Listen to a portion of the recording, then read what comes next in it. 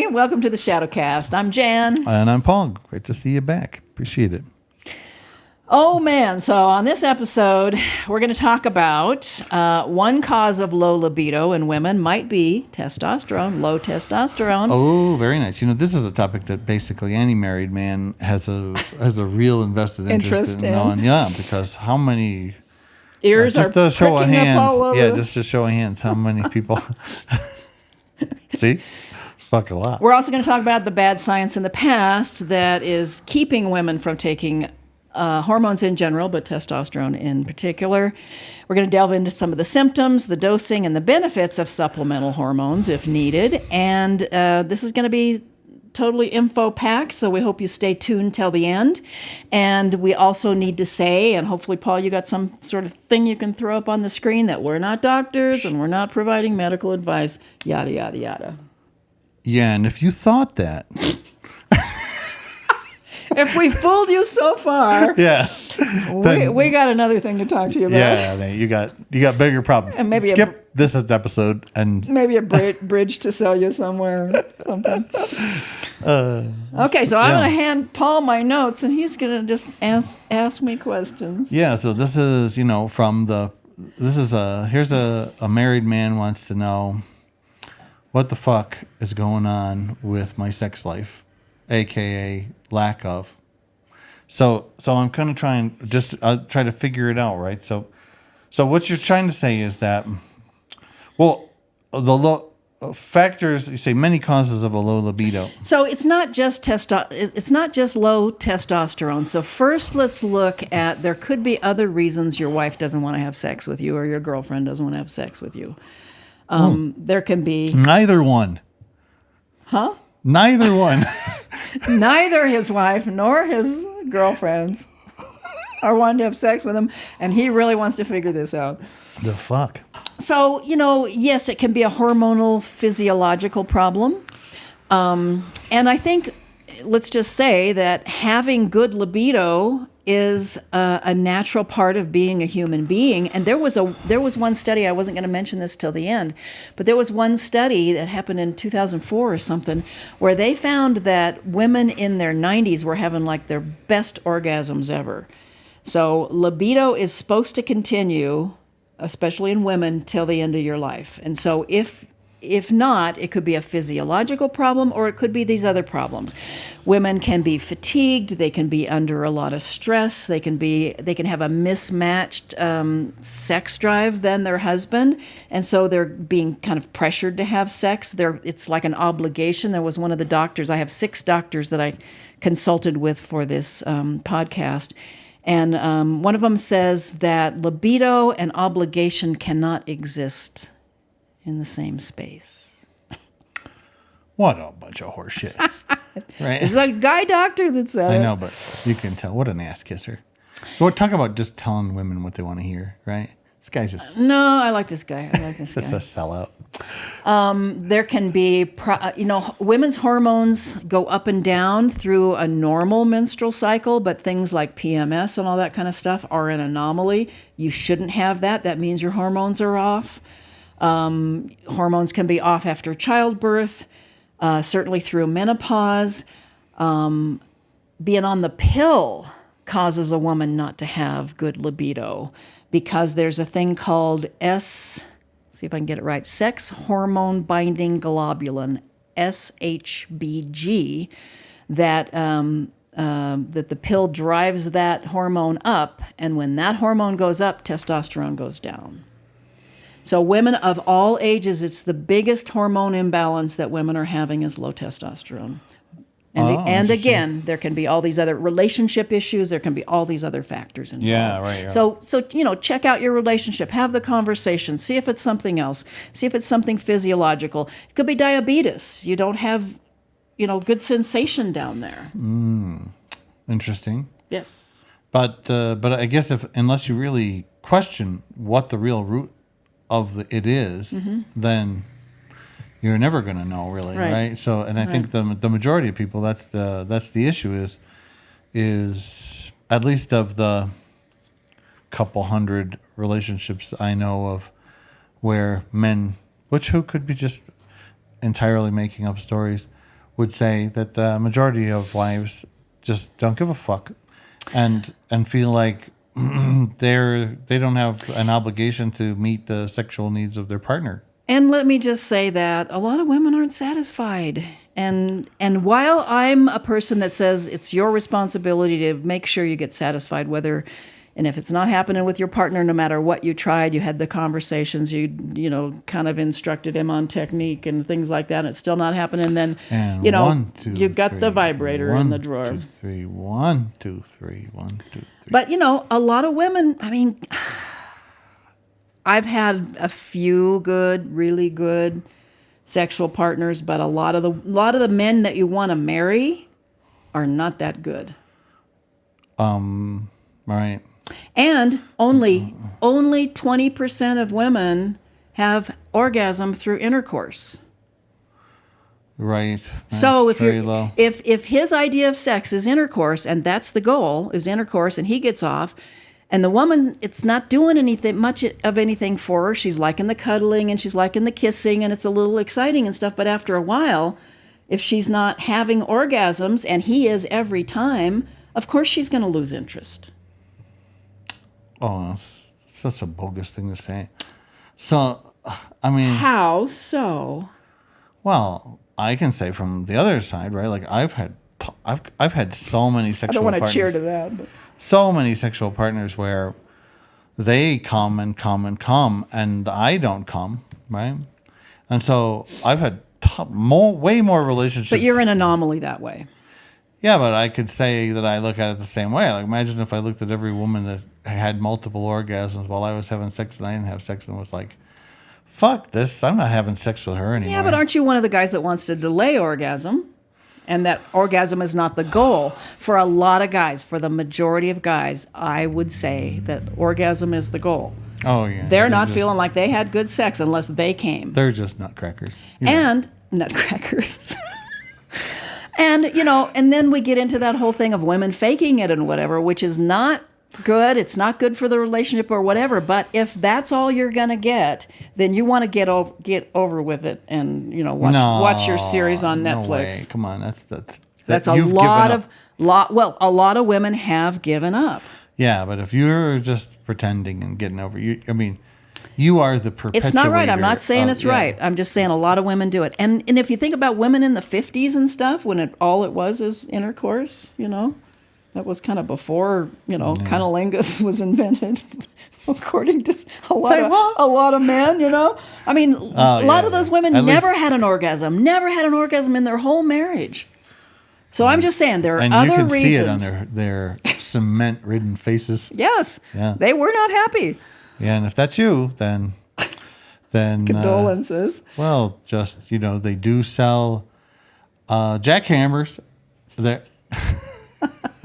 You can still break through that scowl. So all of this to say that low testosterone is rampant among women these days of all ages, but it's not the only reason that women might not be enjoying sex and not wanting to have makes sex. Makes sense. So let me take a peek at your notes.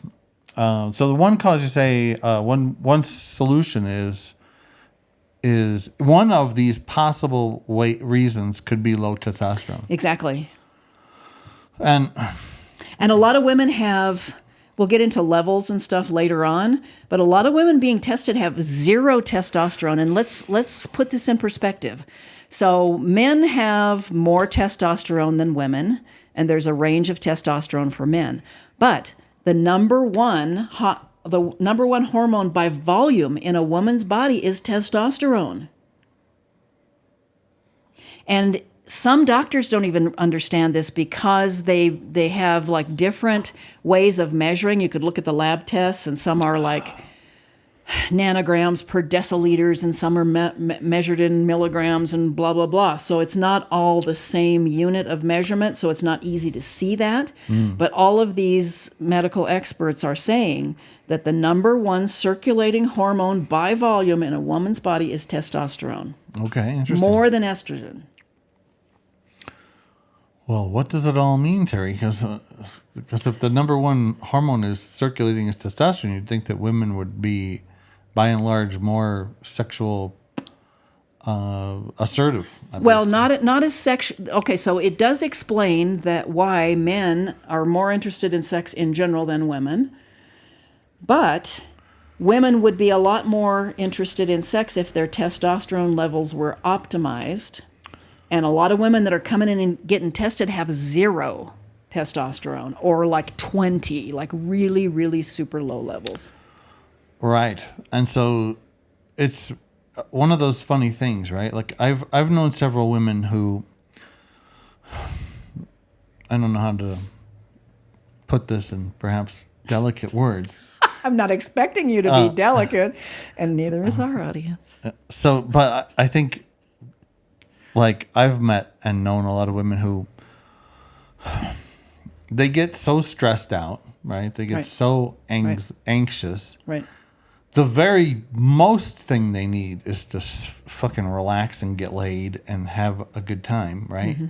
But because they're so high strung, now they're like past the point of no return, right? Yep. And now they're just going around this other side of Siberia, acting like the Ice Queen, and then somehow faulting the fucking man for him not being willing to wait for you, him not being supportive, when somehow you are like,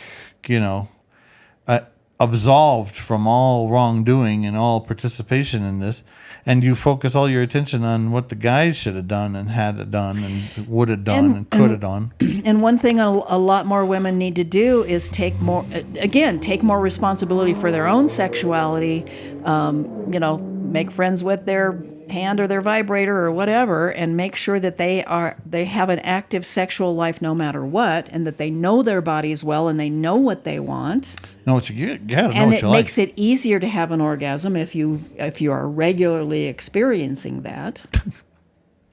Word. Yeah. Yeah, like for sure, right? So that's pretty good advice. Well, pretty good advice, but there's some sort of downside, right? Like I was just looking at the notes, and it reminds me of a thing that I saw recently about people saying, testosterone in women taking testosterone can. Okay, so we're going to get into the science in a minute, but some of the symptoms of having low testosterone, obviously you should get tested, and there's a lot of hormones that should be tested, and most doctors don't test them all. But if you have fatigue or you have low desire, lack of motivation or drive about anything. So one key factor is, I don't like to do the same things I used to do. And we're not just talking about sex. We're talking about I don't have ambition for doing a lot of things. That's a symptom like life. Like life. That's a symptom of low testosterone. Poor cognition, and it can affect your memory. You can have muscle atrophy, low bone density. And just in general, you can be a really hard to get along with bitch.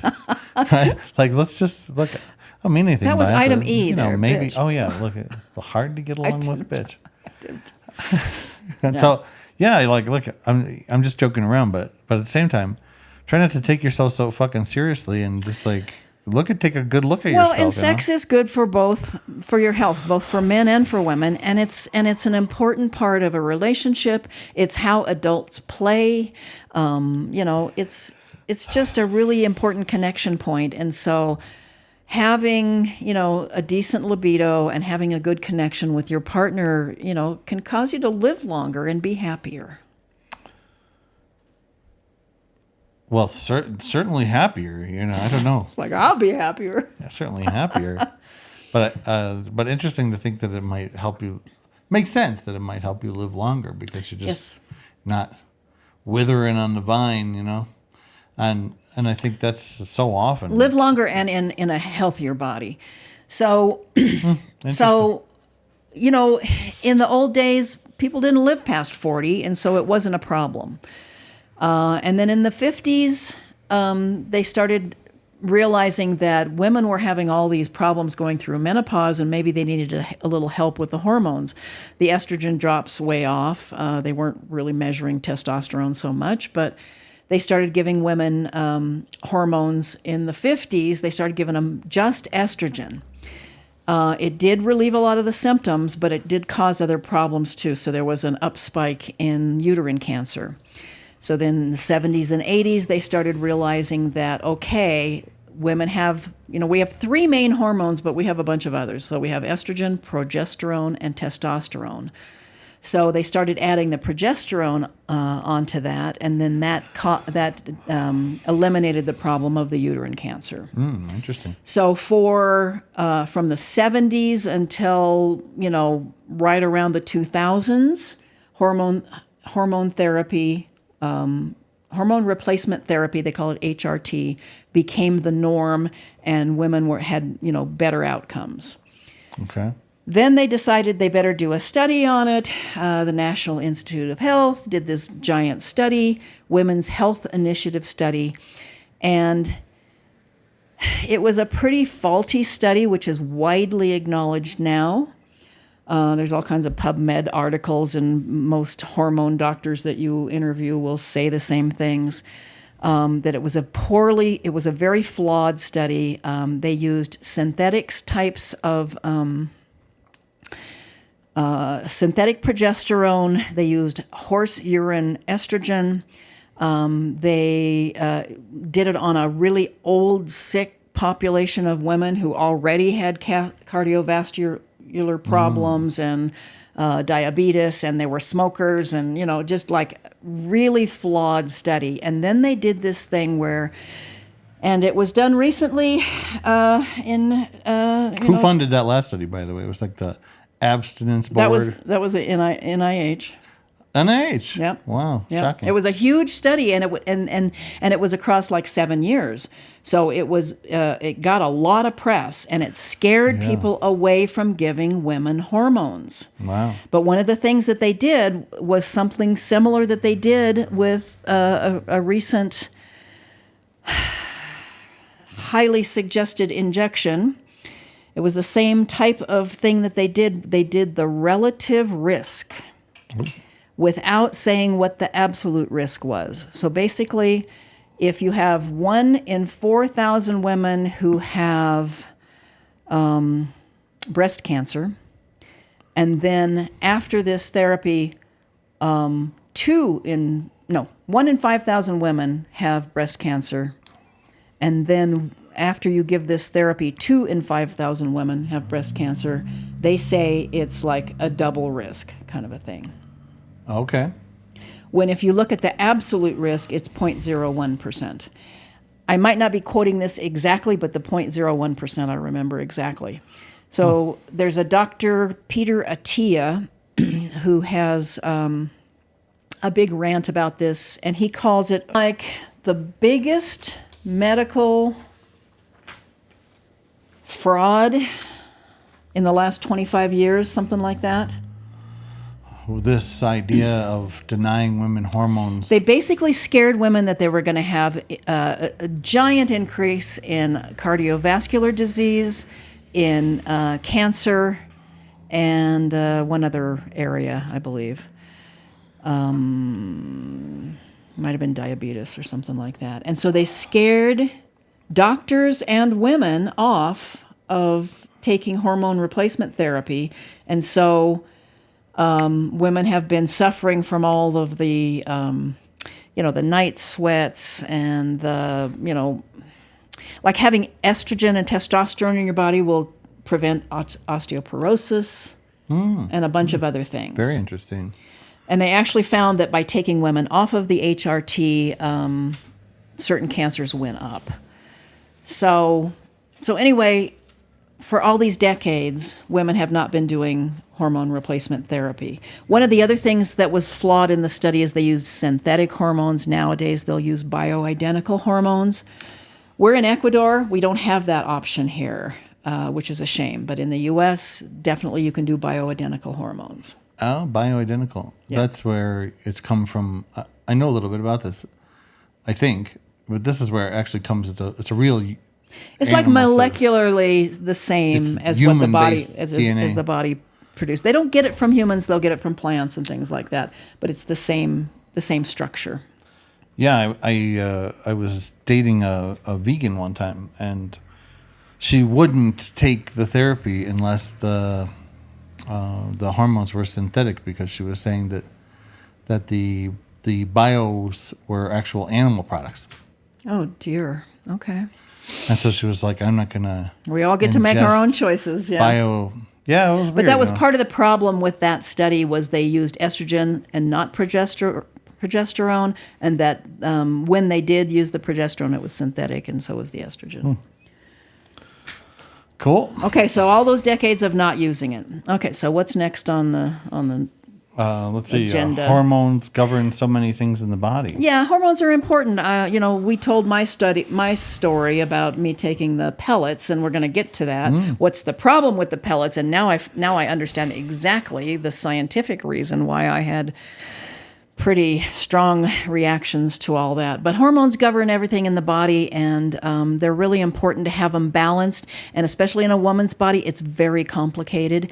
And throughout your lifetime, they vary.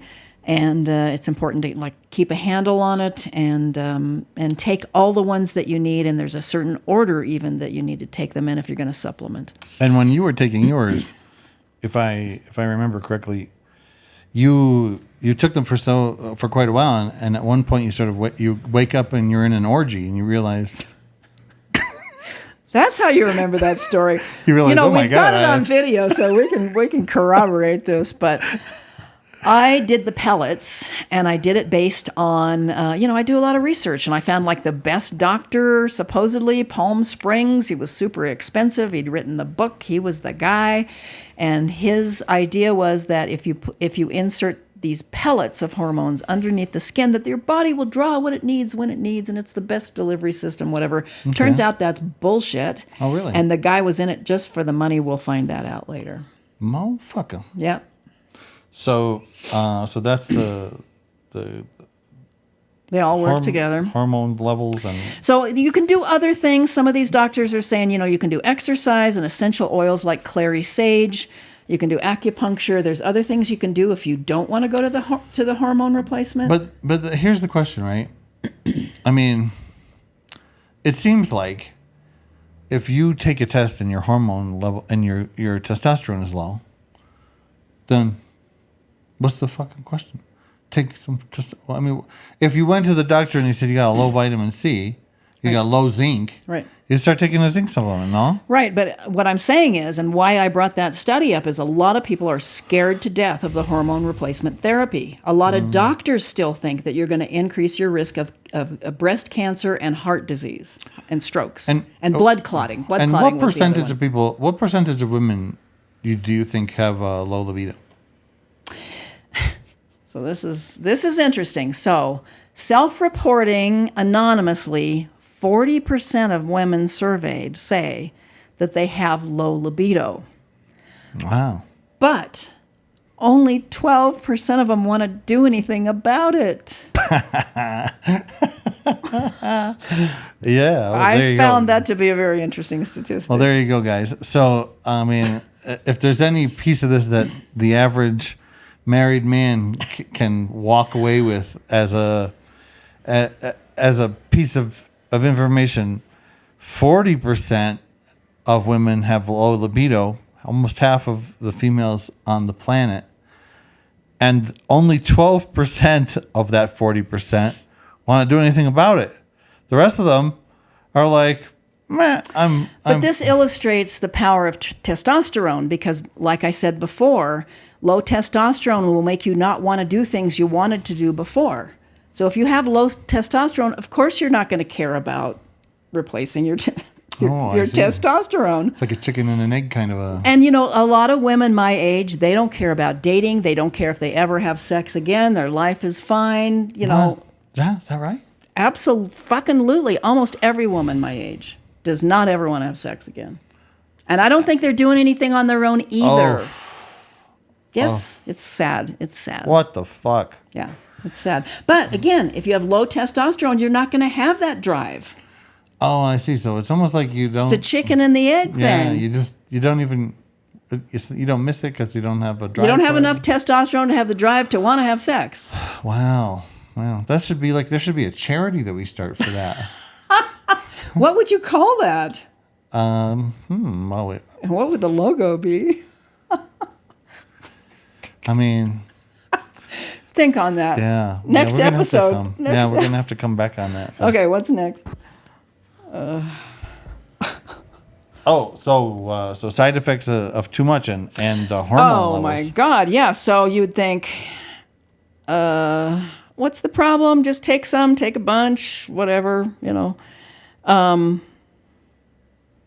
Side effects is women can get male pattern baldness. They can get excess facial hair and excess hair on their body. And I knew a woman when I was a kid. She was on HRT, and that was before they gave progesterone, and they probably gave her too much, and she grew a mustache. But these other two can be permanent. I would imagine the male pattern baldness would be as well. But clitoromegaly, You grow a penis. Okay, like everything, interesting. gets permanently enlarged. People and voice deepening. So one of the People believe doctors talked about a singer who lost her career because her voice just completely changed into a male baritone. all things that seem like you should be perfectly willing to take the chance. Well, the benefits far outweigh the negatives, and it's just a matter of dosing. And so what we're going to get into now is going to a practitioner who's in it for the money and who is uninformed and is giving you a mega dose, is giving you male doses of testosterone. And so some testosterone- women are liking this. They're like, oh, I feel great. And I can relate to that because I felt great when I had the mega dose. So tell me something that would be fantastic fucking news. Does for example, male sperm have testosterone in it? Does male sperm have? Yeah. Is there testosterone I in male don't know the sperm? answer to that. It didn't come up in my research. Well, I'm just trying to think of creative ways that I could Up your intake of jizz offer to help. in your charity?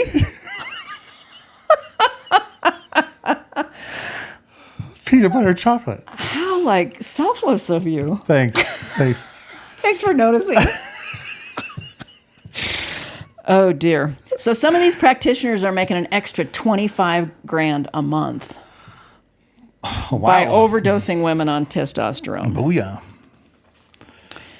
So there's different methods of delivery. There's oral, and everybody agrees that you shouldn't do the oral. It stresses out your liver. But there's no just natural way that you can increase your testosterone level. Oh, shoot. You have been passing up my clips I was supposed to be doing. All right, we'll come back to the clips. I guess we'll do them kind of in a row. But we got one coming up About natural sources? about dosing and all that stuff. Oh. Well, it's not like you can just change your diet or something and add. Well, there are, like the one doctor was saying, you can do some acupuncture, you can weight lift, that'll increase your testosterone. There are certain things you can do, but I think if you're one of those women that are coming in testing at zero, that's not going to be Then enough. it's just the oral sex. That's the only natural. Well, we've got our advocate for the men well represented today. No, I'm saying volunteers that want to help the plight of the 40% of women that don't have the. Yeah, but I don't think they're going to just donate into a cup. I think they're going to want the interaction, right? Oh, well, I guess. What's the scientific reasoning for that? Well, you're going to have to give us all a couple days to invent it. Invent the reason. Yeah, so. Okay, so there's oral. It stresses the liver. Nobody recommends that. Then there's injections. The injections and the pellets both have the same problem. So the guy was lying to me or didn't know when he said that the pellet, delivered just what your body needed at the right time. It was the perfect delivery system. That's a bunch of crap. Because there's one doctor, Tassone, I think is his name, Yeah. that I really like, that we're going to have a couple clips from. Here He he was is, the saying that doc. women that are doing the pellets and the injections, they're getting 600 to 700. Their testosterone is testing at 600 to 700 the first month. And even on the third month, it's only down to 200. Those are male ranges. The female ranges should be more like 30 to, what does it say on the thing? Yeah, it's on another page. Okay, 30 to 70, I think. 30 to 70. 50 to 70. Should be a woman's optimal range, whereas a man's optional range should be like 600 to like 900. And men that can't get an erection, their testosterone is like 230. And so low testosterone is also a problem for men these days too. I just didn't go into detail on gotta get it up. I'll bring some information about that sometime. Okay. Yes, we can talk. So you're going to bring a sample. So the thing that's I think really interesting though, is this idea that you during these pellets you're up at 600 or 700, but my question is, if you're a woman and you have a testosterone level of 600 or 700, what's your sex drive like? Okay, so we talked about this on another podcast, but I went to see this fancy doctor in Palm Springs, California. Cost me $500 a month. This guy did all these tests. He gave me some progesterone cream. That was the right thing to do. I don't know if he did it in the right amount. He gave me 1 pellet of estrogen, and I don't know how many units were in there. Right. And he gave me twice as much testosterone.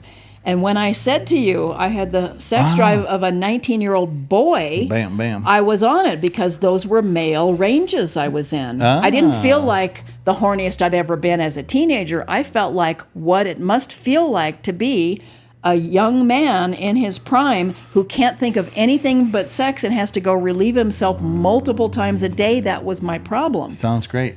Is there a food supplement that I can buy and mix into our dinners at night? Maca. Maca? No, maca does help, but it's not going to get you to 700 range. But is there an ingestible form of testosterone that can be so that's added where to macaroni and cheese? We're going to get to that in a minute. So I want to get to the real doses for people who are wanting to talk to their doctors about it. 1 to 4 milligrams per day is what Dr. Tassone recommends for women, either in a cream or a sublingual. Cream. Try the cream first, he says. I'm not giving any medical advice. And if that doesn't work, go to the sublingual. But never do the pellets, never do the injections, and don't do the oral. Wait a minute. Don't do the oral. Wait. Hold on. This is the whole fucking point of this episode. What do you think the thumbnail's going to say? It's going to say, scientific evidence exists for why women should give blowjobs more often. What the hell? Oh, we might get a strike for that. So Don't do the oral medication. Oh, okay. Yeah. So there you go. Okay, let's watch some clips because we're behind here. Erotic videos, and women with hypoactive sexual desire disorder, which is essentially the clinical condition associated with low sexual desire, these women actually had less of these sexual excitation areas light up. Knowing this, certain medications can actually alter desire. So things that may decrease dopamine, increase serotonin, or increase stimulation at opioid receptors can cause decreased sexual desire. So the first thing you want to think about when you're seeing a patient or yourself are having sexual desire is, are you taking any medications that could affect desire? These can include things like SSRIs or antidepressants, antipsychotics, opioid medications, or even benzodiazepines like Valium or Ativan that tend to be used for anti-anxiety. So lots of things decrease testosterone in women and women across all ages, but we've got a society, especially in the United States, that are on antidepressants and SSRIs and all kinds of other medications that are decreasing testosterone, not only in women, but in men as well. Yeah, I mean, it's just as benzos. Anybody I've ever known that uses benzos, like, you don't. It's not a surprise that they've got a really low sex drive. Oh, I don't. Right? I haven't lived in the U.S. for almost 16 years, so because they're like this. I don't see a lot of that. They're Well, like it's interesting. barely around. It's interesting because they did, a lot of these doctors talked about the brain studies of women when they got, you can see it when people get aroused, you can see the places in the brain that light up and all that kind of stuff. And certain neurotransmitters are associated with arousal, and others are talking about there's this other inhibitory effect because you can't like stay aroused all the time, like that woman that like had orgasms forever and it was driving her crazy because she couldn't stop. No, do you have her number? It was a medical case. but it's the dopamine that it causes the arousal, but the serotonin causes the inhibitory effect. Right. So the SSRIs, it makes sense that since serotonin is involved in those, that it decreases testosterone. Sure. I mean, I don't know what it was on when I was... I don't know what the drug was anymore that I was on when I broke my leg. But Tramadol, I think. Man.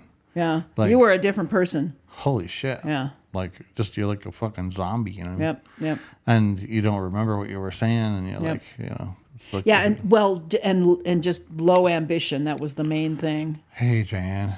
Yeah, hey. like you didn't fucking care about anything, Because you just zonked. Yeah, so it no makes shit, sense. right? It makes sense, right? Yeah, no shit. Okay, let's look at the next clip.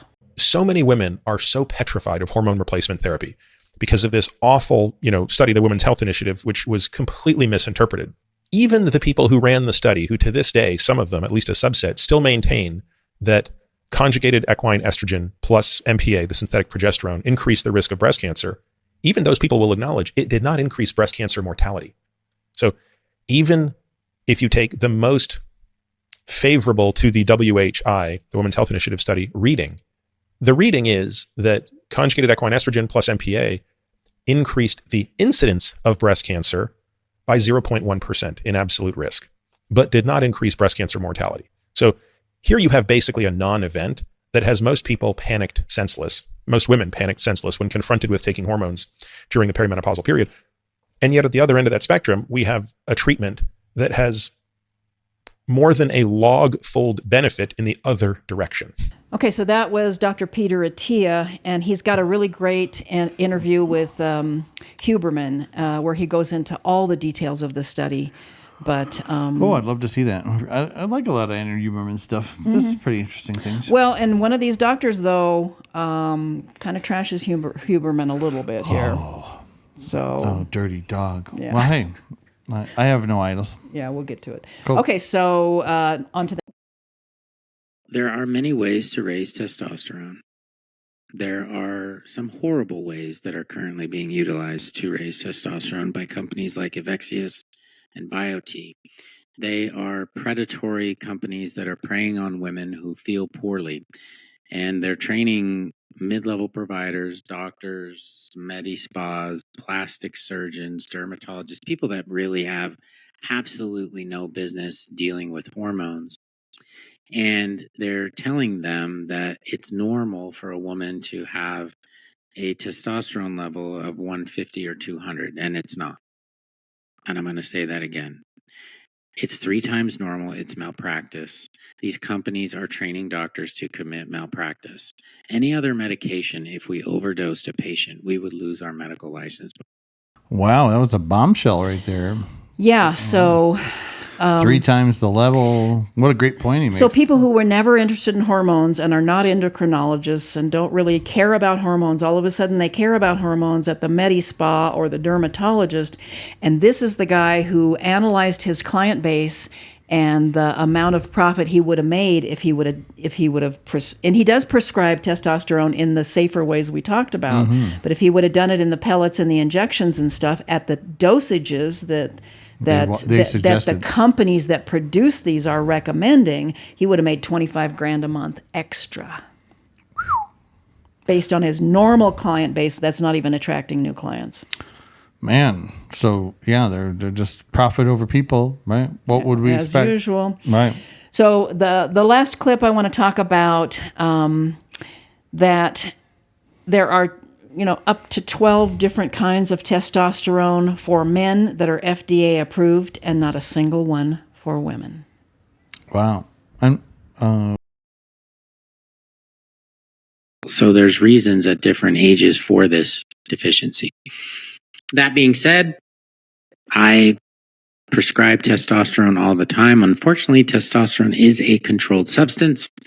And unfortunately, the only way that you can replace testosterone in a woman is through compounded hormones, because apparently the FDA doesn't think that women need testosterone, even though it's the number one circulating hormone in your body, volume-wise. They don't feel like women need testosterone. So guess what? They have never approved a testosterone replacement for women. To me, that is the utmost in misogyny. You can see it, there's like 12 for men, none for women. And that's the other question I get. Oh, my husband's on androgel. Can I use androgel? No, it's too concentrated for women. And again, it's going to make your levels go way too high. That's interesting. I guess I'm sort of fundamentally misunderstanding something, like, I guess I'm thinking about it like aspirin. And apparently I have the wrong framework, because if the guy's on androgel and it's too high of a dose, then isn't it the same thing as 1,000 milligram aspirin? You only want to take half of it, so you split it and you take the 500 milligrams. I guess because the numbers are just so giant that, women are going to probably overdose. But why couldn't you take, obviously if a man is 600 to 700 and you want 50 to 70, then take a tenth of he's whatever. He's a doctor and he's just saying, don't try this at home, but whatever. Could a woman use a... But he's also making the point that first of all, why is testosterone a controlled substance? And I guess that has to do with sports and sporting events and, people, taking testosterone to be stronger and win the thing or whatever, which is kind of just a political, social thing rather than a medical thing. I don't know anything about why. Estrogen is not a controlled substance, so testosterone shouldn't be a controlled substance as well. But 12 different FDA-approved ways that men can get testosterone and women can't get it at all. This might be it's a conspiracy, man. Well, makes you think, wow, how convenient, because there's a really interesting history of women's health, and I don't often, go feminist or anything like that, but women have a very complicated physiology, and a lot of doctors have not understood it, and there hasn't been a lot of research on women's bodies because they are complicated, and it kind of skews the results. So many times if they're testing a drug or any kind of treatment, they'll use male population rather than women.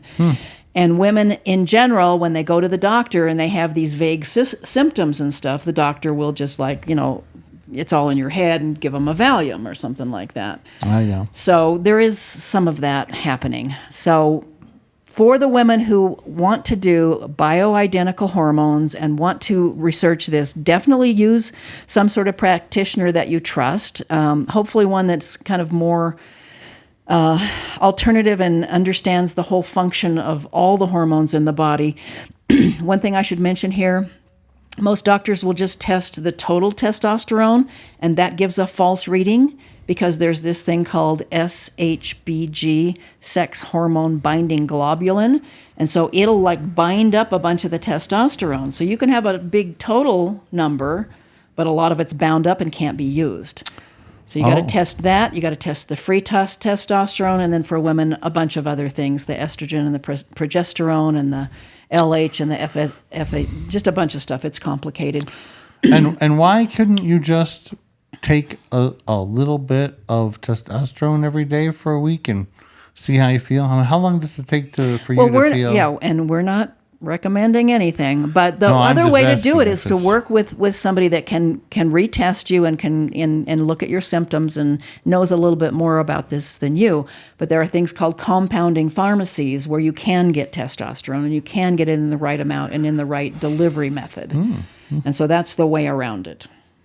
And I don't, I'm in Ecuador and I can't get bioidentical hormones, but I can't get the right kind of thyroid medication either. But there are compounding pharmacies and pharmacies in Canada. There's one called Price Pro Pharmacy that you can oftentimes get things that you can't get in the U.S. or things that you can get that, your doctor here that, you can pay a cheaper amount there for a qualified doctor here than in the U.S. and wait, who knows how long on your health plan. Oh, yeah, sure. Forget it, right? So there isn't really sort of self-help method. There isn't an FDA approved But method. what do people do even though they shouldn't? What are some of the ways that when women he told get... me about the male thing, I thought the same thing. Just figure out what percentage of the dosage and da-da-da-da-da. Yeah. You know, people may choose to do that. We're not recommending that. We don't want to get in trouble with, Right. any Especially of the when medical. we know that there's so much testosterone available in sperm. Okay, so we've got the Paul solution. Yeah, men just love to talk about the nutritional benefits of jizz. And now we finally And proven now we it. have another one to Now add we've to the finally list. proven it. Now all these years. We haven't proven anything. That wasn't on my notes, folks. All right, you can do the follow-up percentage yeah. of testosterone, free testosterone, not bound testosterone come on, in jizz. bullshit. That's Paul's homework assignment.